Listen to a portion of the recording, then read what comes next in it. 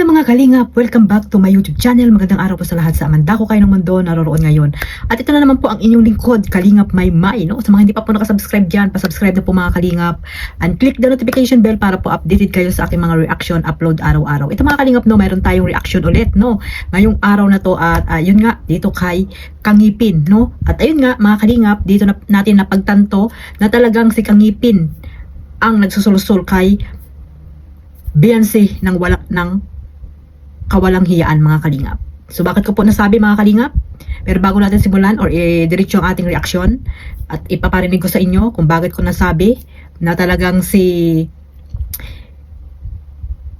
Ngipin ang nagsusulsol, tumuturo ng mga walang kahiyaan kay Beyonce, no? Ito naman si Beyonce, walang isip, sinusunod din, no? Sinusunod niya din po itong si Kangipin, no? Sinusunod niya rin talaga mga kalingap na hindi niya alam sa pagsunod-sunod niya dito ano nangyari.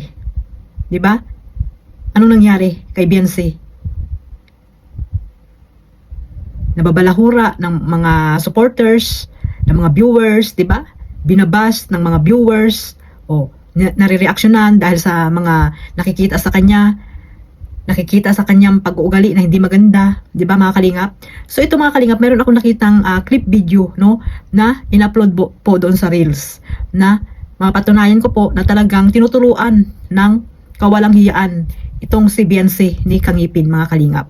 So bago natin simulan yan or ipagpatuloy nga mga kalingap, magsha-shoutout muna tayo sa ating founder, Kuya Bal Santos Matubang, Ate Edna Vlogs, Kalingap Rab, at sa lahat po ng mga nasa landing pad, Ambassador, Deputy, mga Kalingap Scouters, Mega love shoutout po sa inyong lahat. Ganoon din po sa mga sponsor, mga OFW, no, na walang sawang sumusuporta po sa buong team Kalingap. Shoutout po sa inyong lahat. Ganoon din po sa mga kasamahan ko pong reactor, no, sa Karipa, Bios, watchers, at sa lahat po ng mga legit reactor po na nandito po sa Kalingap. Mega love shoutout po sa inyong lahat. Ito mga Kalingap, no, mayroon akong ipaparinig sa inyong sinasabi ni Kangipin dito kay PQ. Di ba mga Kalingap na i-content natin or na-reactionan natin, hindi lamang ako, ng ibang mga reactor, yung about po doon sa paggaya-gaya nila ng boses kay Kuya Bal Santos Matubang. So kaya pala nagaya ni Beyonce yun dahil tinuro ni Kangipin sa kanya. Tinuro ni Kangipin sa kanya, mga kalingap. So ito ha mga kalingap ha, may ipaparinig po ako ditong clip video, no? Nakuha ko lang po ito sa Reels, no? Sa Reels lang naman tayo kumukuha at hindi naman tayo nanonood dito kay Kangipin, no? Hindi tayo nanonood dito kay Kangipin dahil wala namang kwenta ang mga pinagsasabi nito, kundi pambabalahura or pamumula lang sa ginagawa nila Kuya Bal at ni Kalingap Rab. Pamumula lang sa programa ng Kalingap. Pero siya anong ginagawa niya? Wala, di ba? Yun nga, pamumula. Kaya ngayon, anong nangyari? No? Yung inaantay niyang love letter na hindi siya makaantay, atat, ayun, siya na mismo ang kumuha ng kanyang love letter. Siya na mismo hindi na niya inantay na dadalhin sa kanila yung love letter. Siya na mismo po ang kumuha. At sinama pa si Hansel. Binerify nila kung may kaso din daw po itong si Hansel mga kalingap. Pero hindi po natin yan re-reactionan. Sa sunod po nating vlog yan, no? Re-reactionan natin po yung sinasabi nila na yan na wala daw di umanong kaso itong Batalero family dahil nga binerify nga daw po nila mga kalingap. Pero ito po ay hindi natin re-reaction ito ngayon, no? Sa next po natin upload yan, re-reactionan. So ito mga kalingap yung sinasabi ko po sa inyo na tinuturuan ng kawalang hiyaan itong si Beyonce ni Kangipin. Anong masasabi niyo po dito mga kalingap? Tama ba itong ginagawa niya na ito? Tama ba itong ginagawa mo na ito, Kangipin, dyan sa kay Beyonce na dapat turuan mo na huwag makisali-sali kasi nga, ano pa yan? Unang-una, nag-aaral. Masisira ang kanyang pag-aaral. Hindi maaring hindi yan may makakilala sa kanya, di ba? Katulad yung nagpatulpo. Buong mundo yun. Di ba mga kalingap? Tapos ngayon nakikisali-sali siya sa mga ganyang ginagawa nyo. Kung kayo walang respeto kay Kuya Bal, huwag nyo na dapat isali si Beyonce. Huwag nyo nang sulsulan o turuan ng kawalang hiyaan. Ilayo nyo siya sa inyo. Na-impluensyahan nyo na po si Beyonce. Nakakaawang bata. Ang magulang naman, hindi lang din pagsabihan, nanini, huwag kang makasali dyan kasi ano ka, unang-una dalaga, tapos nag-aaral ka.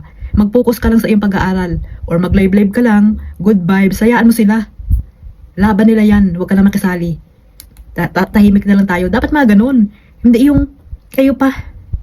Kayo pa talaga mga matatanda na.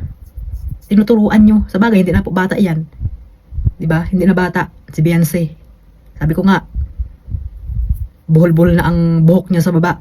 Kaya hindi na bata yan. Hindi na siya minor de edad. Diba? Siya ay, ano na, ilang taon na. Mag-na 19 na.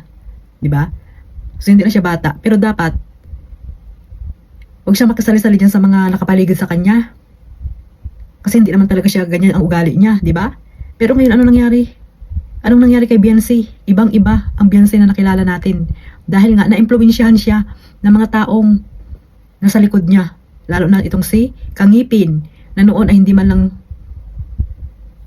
kilala si Beyonce, di ba? Nire-reactionan ba nila yan? Di ba hindi?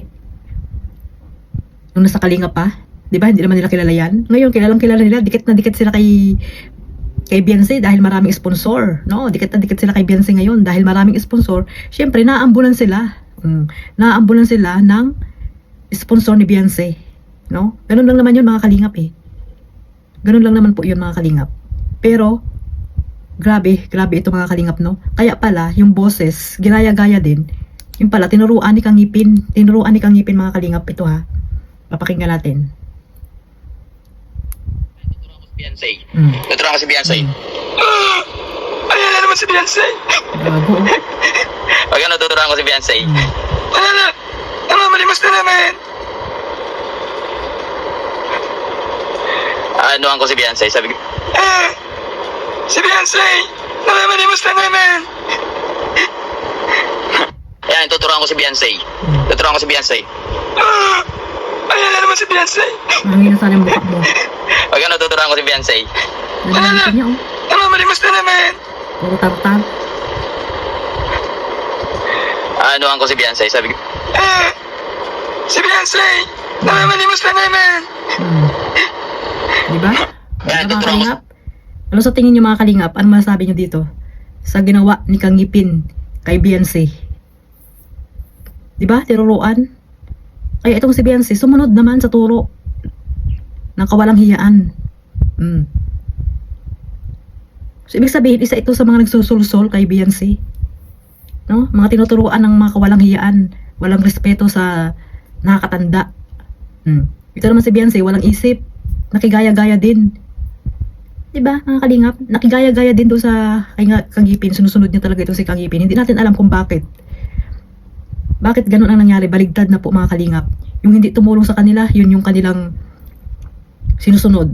Samantalang yung tumulong sa kanila, iniahon sila sa lugmok ng kahirapan.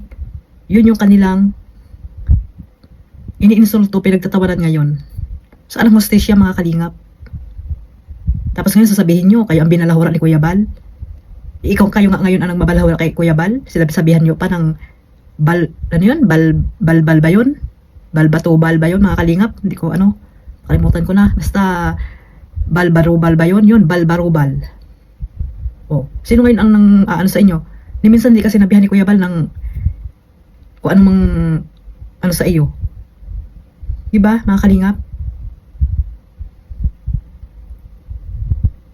Tapos ngayon sasabihin nyo, si Kuya Bal ang nambalahura sa inyo. Saan? Ngayon, grabe ang pambubuli nyo kay Kuya Bal na ginawa ninyo. Dapat, Beyonce, hindi ka na nakikisali dyan. Isipin mo yung future mo. Huwag kang madala sa mga taong ganyan. Dahil hindi maganda po yan. Hindi magandang impluensya sa'yo yan. Dadalhin ka lang yan sa kasamaan. Dadalhin ka lang yan sa kasamaan, Beyonce. Sa totoo lang. Pero nasa iyo pa rin yan, no? Dahil sarado na yung isip mo at nakikinig ka na sa kanila, wala na tayong magagawa, di ba mga kalingap? Wala na magagawa. So, nasa iyo na yan. Ikaw yung nagdala ng kapahamakan sa buhay mo, no? Dalaga, nag-aaral, pero ano ngayon? Di ba? Masama na sa paningin ng iba. Walang respeto na sa mga taong tumulong sa kanya. Dahil nga sumunod siya dito kay Kangipin. Kung ano yung sinabi ni Kangipin, susundin niya. Tinuruan. Hindi magandang asal, kundi kasama ang asal ang tinuro. Grabe mga kalingap, hindi ko maano to. So ilang mga kalingap no, ito lang po yung aking na ano dito, na napansin, no? Dahil nga hindi natin akalain na ganun yung gagawin ni Beyonce, no? Akala natin tatahimik na dahil nga nagpatulpo na, di ba mga kalingap?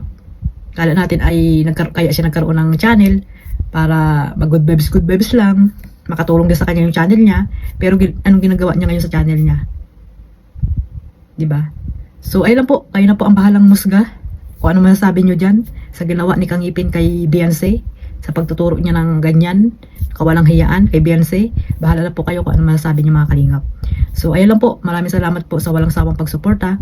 Syempre kay Kuya Bal Santos Matubang, Ate Edna Vlogs, Kalingap Rab, at syempre sa inyong lingkod Kalingap Maymay. Sa Jom Card din po, suportahan niyo po sila, at Kalingap Edo sa mga charity vlogger na gusto niyo po suportahan, at reactor. God bless po sa lahat, mabuhay ang Team Kalingap. Bye bye.